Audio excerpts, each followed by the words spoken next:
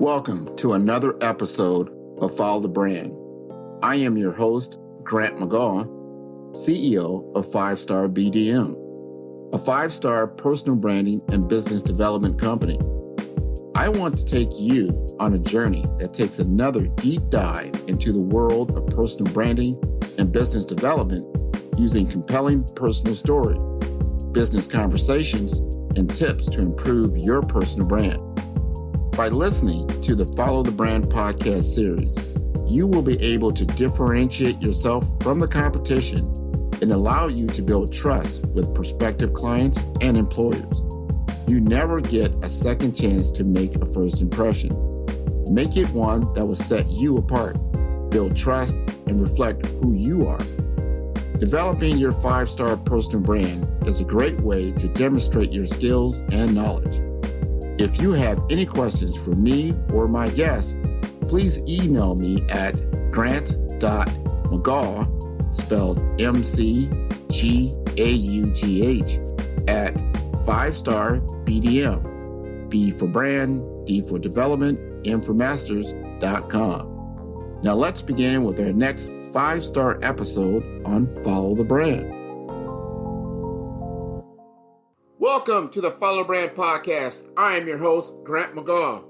My guest today, David Lee, is a longtime security expert turned media and financial expert giving back to the community in unique ways.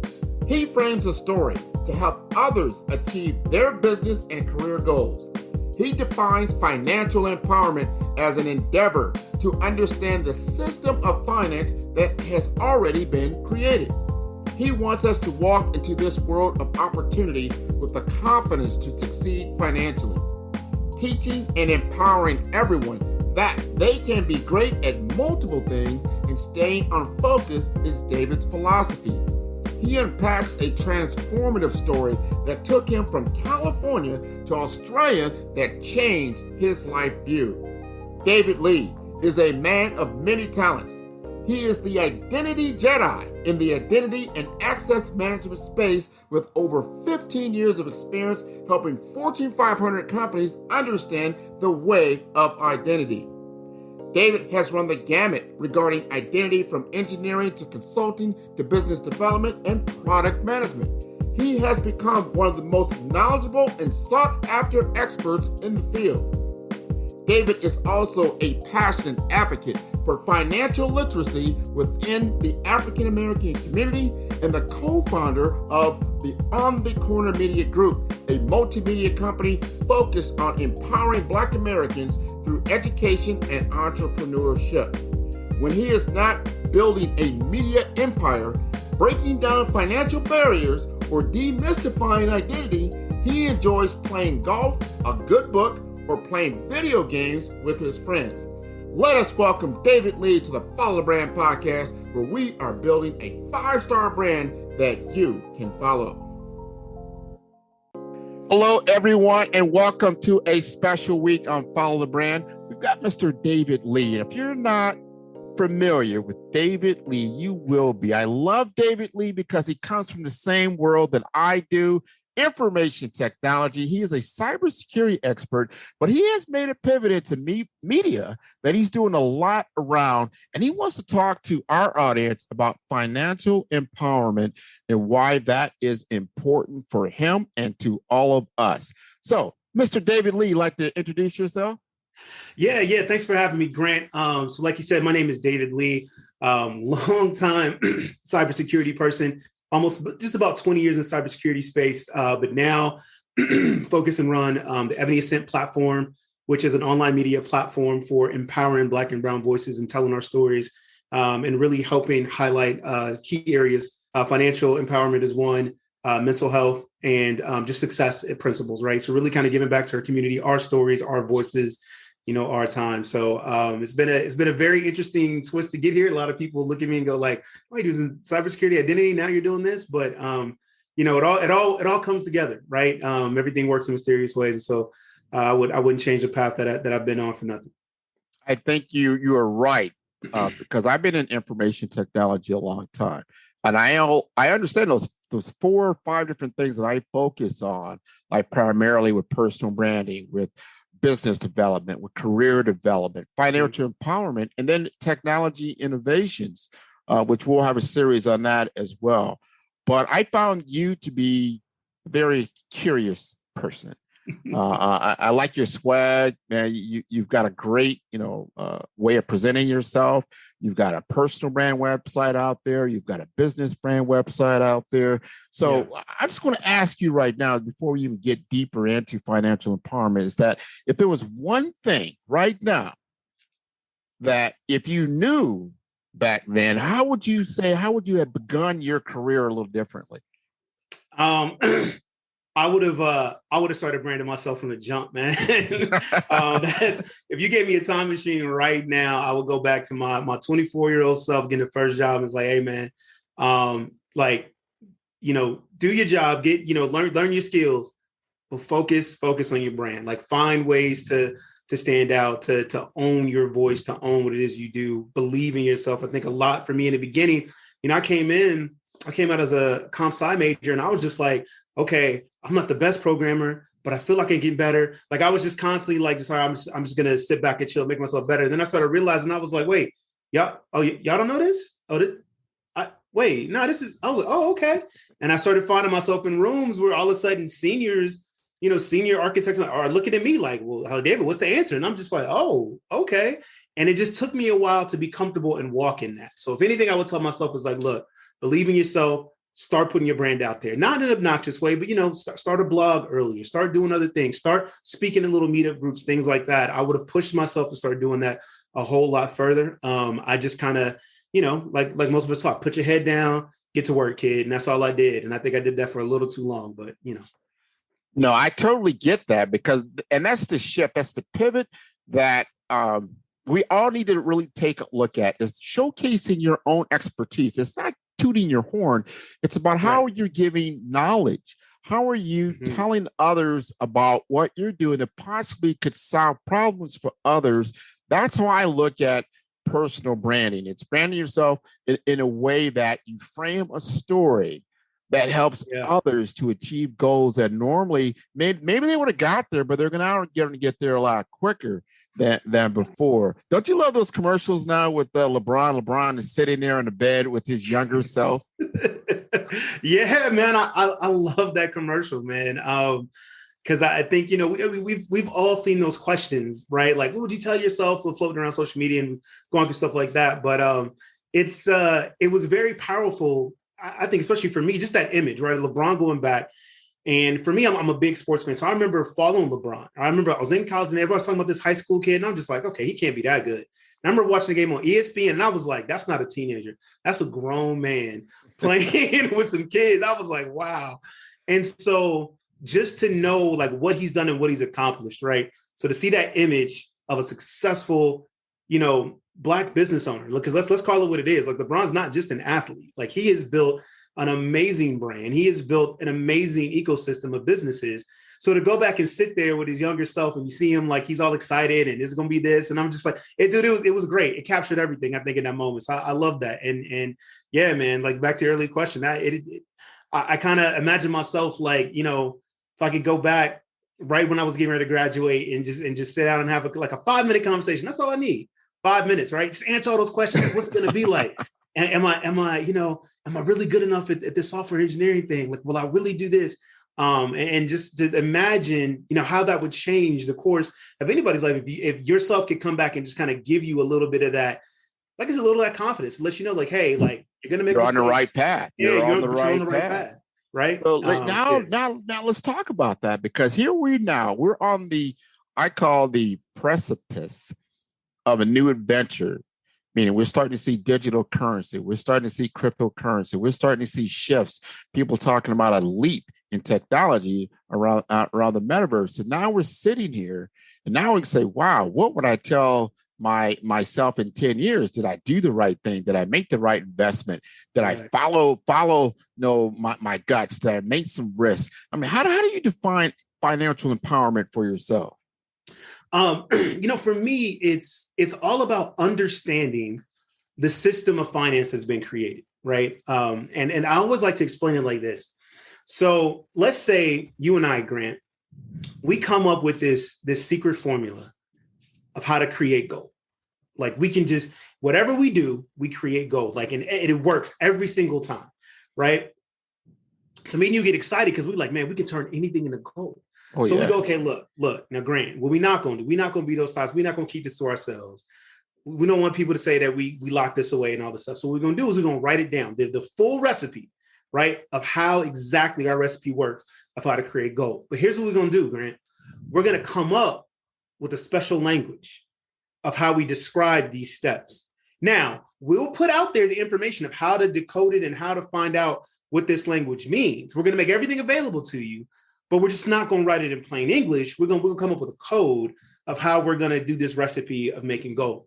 And I tell people that's the world of finance, right? When you step into finance and look at everything from like investments, you start throwing up like PE ratios and dividends and all these things and breaking down analysis on like balance sheets and income statements, all these things, monetary policy, what's fiat money, all this stuff is really the recipe of how finance works, how money works, and the financial system that has been created.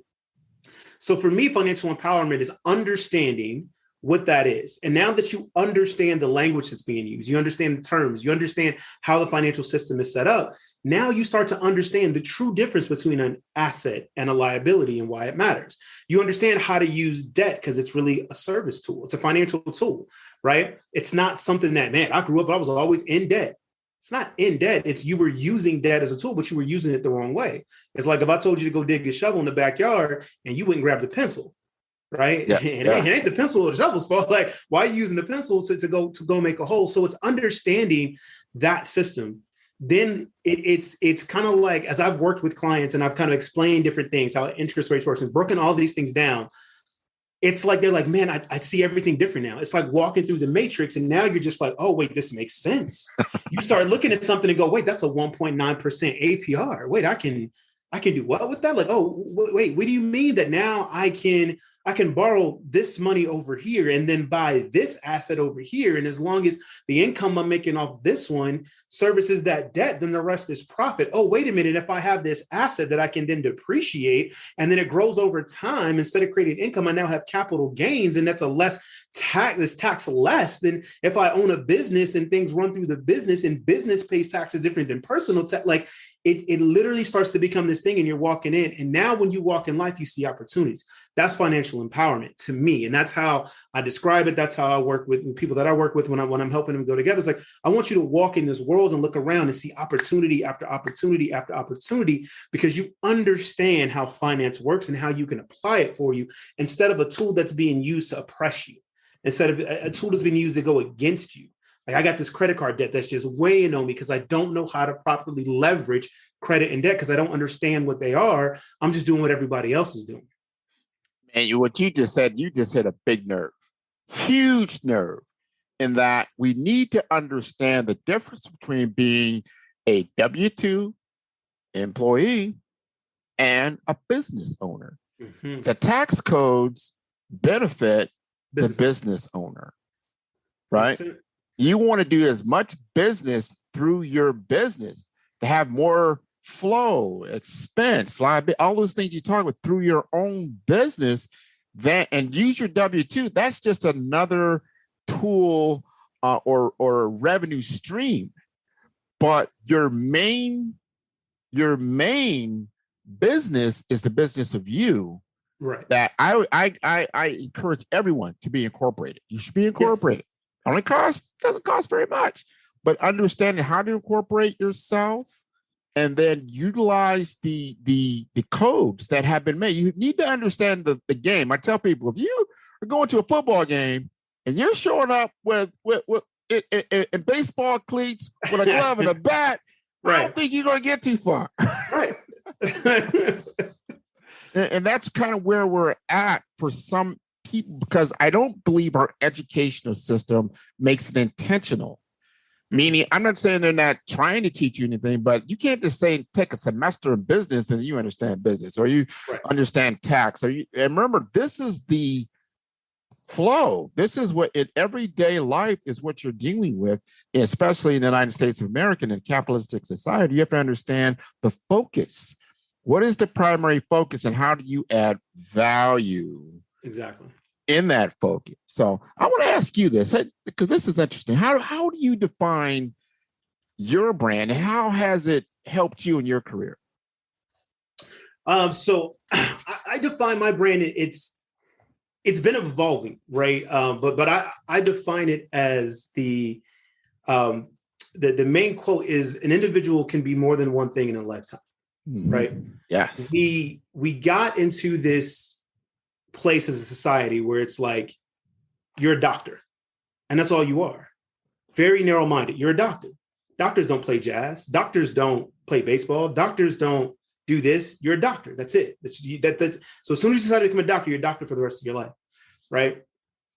And so as I started to kind of like build out my voice and my brand, it's all about I've always been good at breaking things down and teaching. People tell me I would never call myself a teacher, but everybody loves to come to me. Was like, hey, break this down for me. You do such a good job. So I said, okay. So my brand would be that of like, to teach and empower and let people know that it's okay to be more than one thing. You can have these passions and areas that you want to do. Like you can wake up one day and say, I really want to understand philosophy and go study philosophy. There's nothing stopping you, right? And not to say that people need to be running around kind of doing 8 million different things. There's a difference. It's find your focus in what it is, right? I'm a very focused individual on wanting to empower and uplift everybody around me. And there's different ways in which I will do that. And that's kind of the core of my brand is that when you see me, it's like, some people know me as like, oh, like Dave really knows about cybersecurity and data access management. Okay, cool. And I'll sit there and I've helped Fortune 500 companies walk through all of that. Still got buddies, CISOs and directors who call me and ask me for advice. That's cool. And I've got another set of people, but I'm always looking to empower them to how can you run your organization better? What can you do to make sure your cybersecurity structure is solid? I've got other people who know me as the finance guy. Like I'm always going to hit up Dave. Dave always knows about finance. Hey, Dave, I'm looking to get a house. What do I need to do to get my credit together? And look at this. Can you look at this opportunity for me? Is this good? Right? They know me as that finance guy. But it's the same thing. I want to reach out to Dave because he's going to tell me what I need to know. And he's going to help break something down for me. Right. And every endeavor, if anybody knows me, it's the same thing. It's like, I'm going to talk to Dave. He's going to tell it to me straight. He's going to tell me in ways I can understand. And he's going to break it down for me. Right. And that's really the core of the brand of who I am. And I love to tell stories. So on all of that, I do that. Right. I'm the storyteller that loves to empower you. Make sure you laugh, but make sure you walk away like you understand something. So. This episode is brought to you by 5-Star BDM. 5-Star BDM is a professional consulting and advisory group keenly focused on business development services for small to mid-sized businesses and entrepreneurs. Although every business is unique, they often share challenges that can be addressed through smart branding. Services include process improvement in operations, digital strategy and transformation, business intelligence, digital marketing, and personal branding. Our 5-Star business and personal branding company has helped a number of professionals and organizations to optimize and grow. The result is more business, more opportunities, better reach, positive outcomes.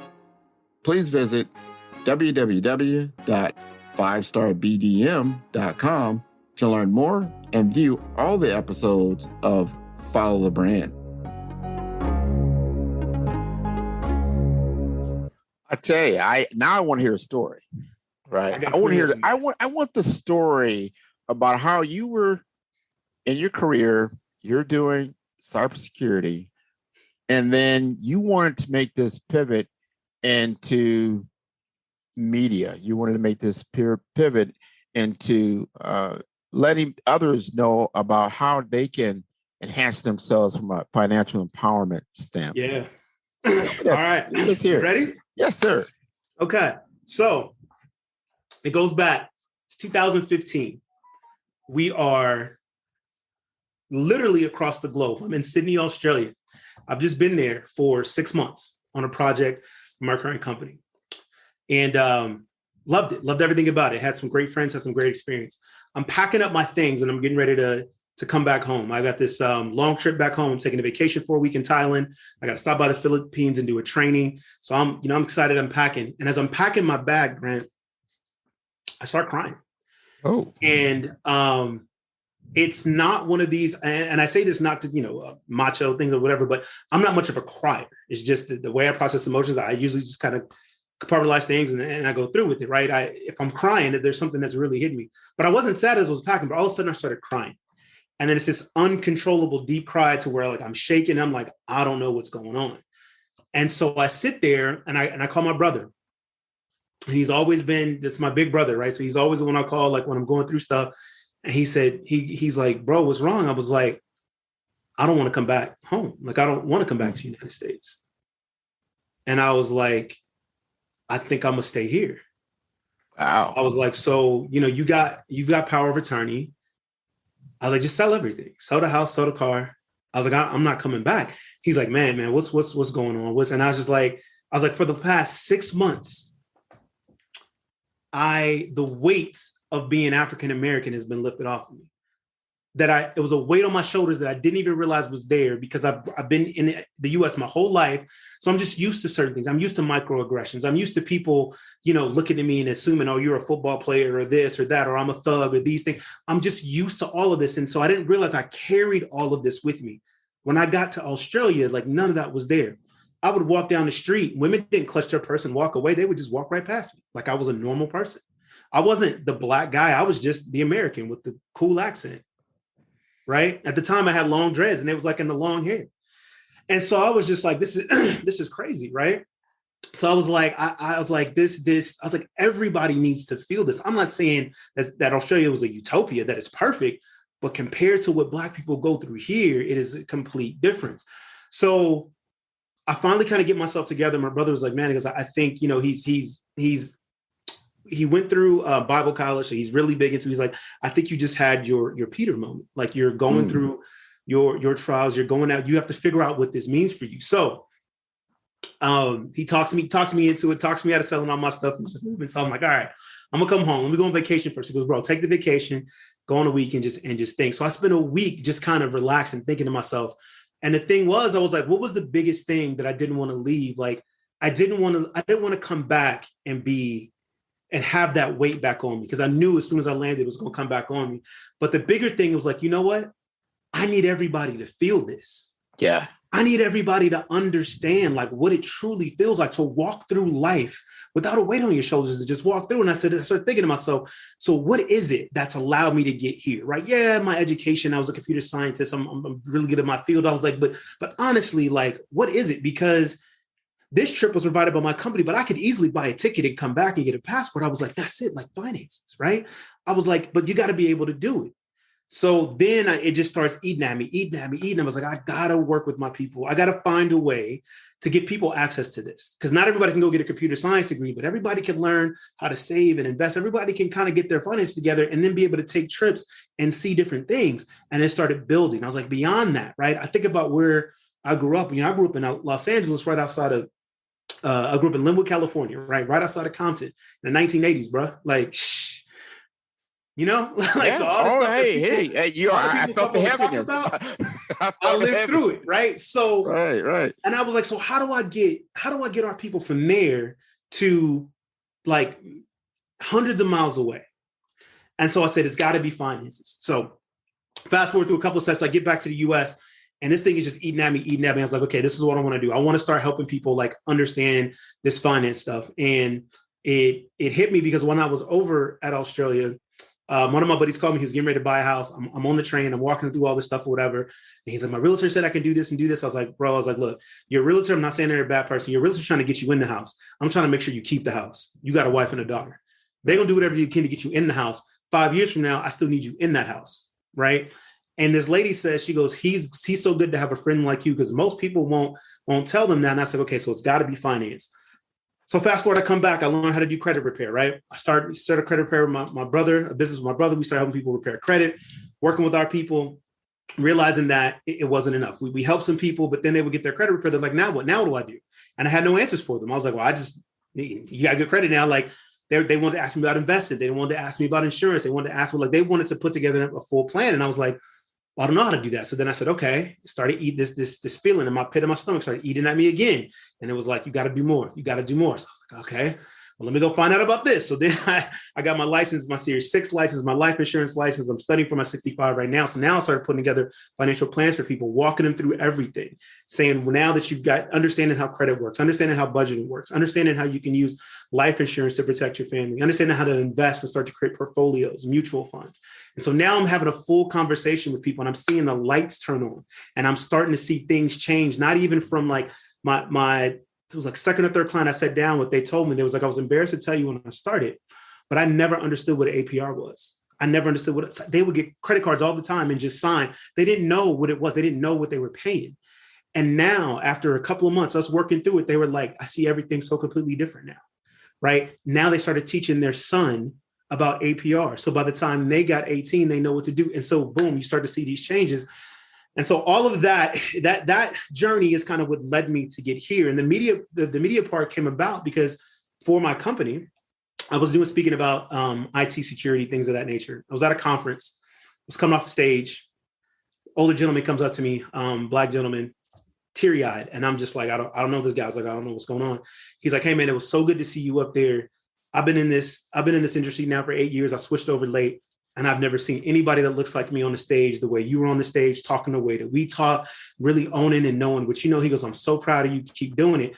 And then after that, it was a series of like people just coming to me and saying, I'm so glad you're on the stage. I'm so glad. And I realized our people need to see this. Representation absolutely matters. So that's when I started to lean into the media thing, doing more speaking. I started my podcast. I started doing these things. And the two kind of came together. I was like, there's two things I need to do. I need to teach my people about finance.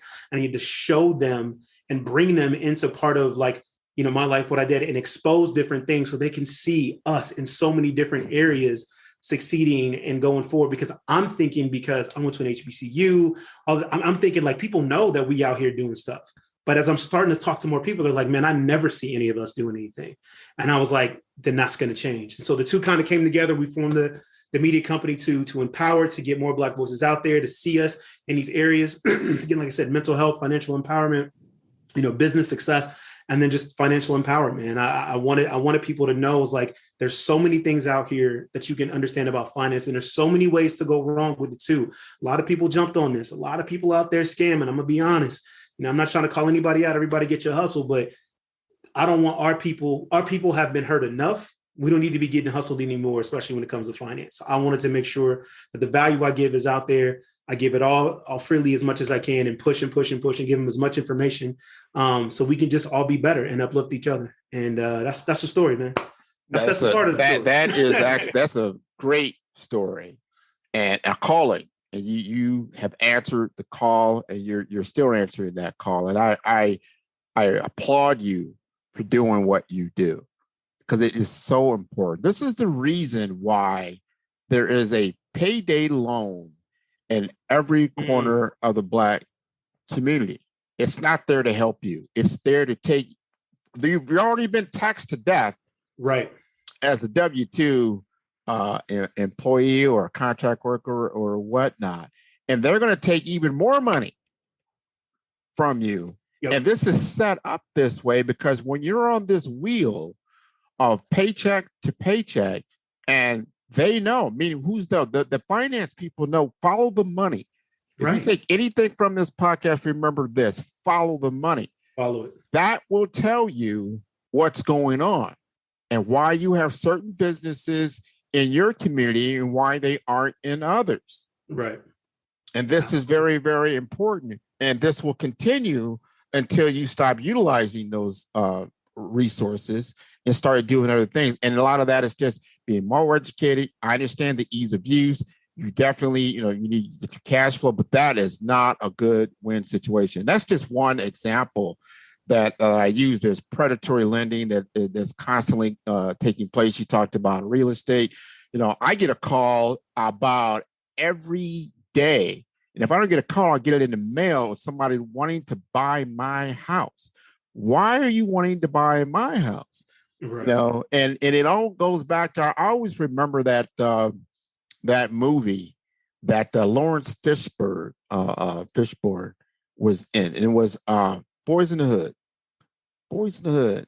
And he talked about some things very simply, like why there were certain things in the neighborhood, why they want you to leave, and why all of a sudden when you're gone, there's a gentrification that takes place. And then all of a sudden that property that was completely worthless is now worth a whole lot of money. Now that was been 1992. This is 2022. This is 30 years later. Same thing. We have to wake up and not become, a consumer society and have to become a producer society. How do you do that? Entrepreneurship is one way of doing that. Understanding your power, understanding the money that flows through the Black community in America is $1.5 trillion. Yep. Trillion. Trillion. That ranks as the 15th largest economy in the world, as big as Mexico, as big as Canada. We need to wake up to our monetary worth. What does that look like? So look at the flow of the money of that 1.5 trillion and how to reutilize that in different ways and start stepping up that ladder. You like to comment on that at all, David? Oh man, absolutely. 2 comments. Number one, the payday loans, man. It's actually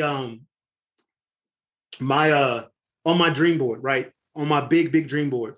It's to remove those from every Black community in the United States. I want to rip every single one out and I'll put a financial center in. If you need money, if you need a loan, we'll give you a simple interest loan to get you going. You got to take a financial education course to get the loan. You take a financial education course, we'll drop the rate down to 2%. Otherwise, it's going to be a 5% flat and explain to you what that interest means. I want every single payday loan ripped out of the Black community because it's absolutely cannibalizing the Black community every single time because our people don't know any better. As far as the 1.5 trillion, absolutely. The money I don't think we understand as a people the wealth that we have accumulated collectively as a people. And the problem is we're not keeping the wealth, we're spending it out and sending it out to these other brands, right?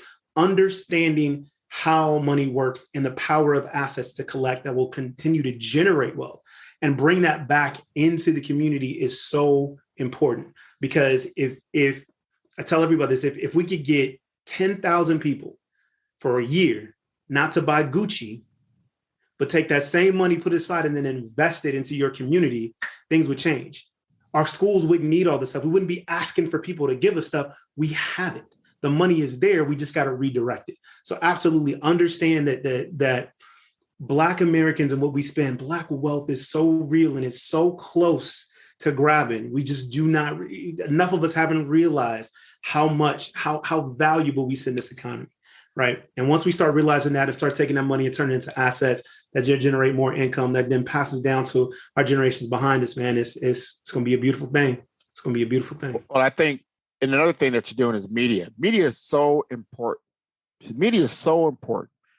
I understand why a lot of other cultures, when they look at Black people, that they look at it as intimidation. Why? Because every single night, on every single television in America, you will see usually a Black man in some kind of trouble, usually some criminal activity that is taking place. Now, we're only 15% of the population. You're going to tell me that we're committing 85% of all the crime?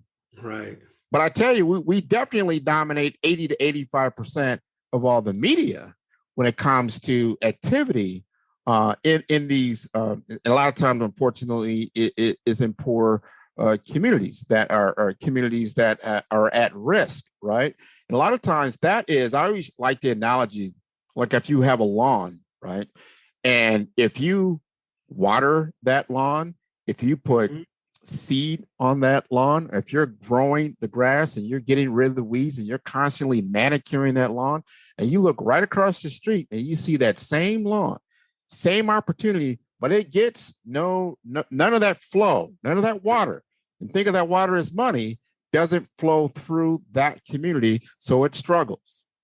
And we've got to expand the water. We've got to get more of that flow into our community and make it circulate. So it circulates. Yes. So you start thinking before you spend or what you need. I understand basic necessities, food, water, electricity, clothing. We get that. Understand that. But as you start coming forward, like, all right, what else am I spending my money on? What else can I then save on? and then live within my means to start doing things at a more conscious level. Be conscious about where that money is going, because it comes back around for not only yourself, but for your children and your grandchildren. Absolutely. So I'd like to ask you, David, before we conclude, I always like to unplug, because this is so important. And I want people to know about you, about what you're doing, how to tune into you. And if you had to speak to the community right now, from all the things that we've already talked about, what would you like to leave us with? I would say this, know your worth and your value, right? And take pride in that, everything that you are is valuable, no matter what you may be presented with, no matter what the outside world may try and tell you. Know your worth and your value, right? And there's pride in the color of your skin, your culture, your hair, everything about you, and take pride in that and walk in that. Because I think the biggest thing, when we start to shift the way we see ourselves and project that out, it just starts to change the way you see things that are happening in front of you, right? You don't take the, well, man, it ain't never happened for nobody in my family, so it ain't gonna happen for me. It ain't this. Like, when you start to change that, it does make a difference. So that's one thing I would want to leave people with, is know your worth, know your value. Obviously, my team would kill me if I didn't give the plug, right? EbonyAscent.com. You guys can check out all of our podcasts, our blogs are all there.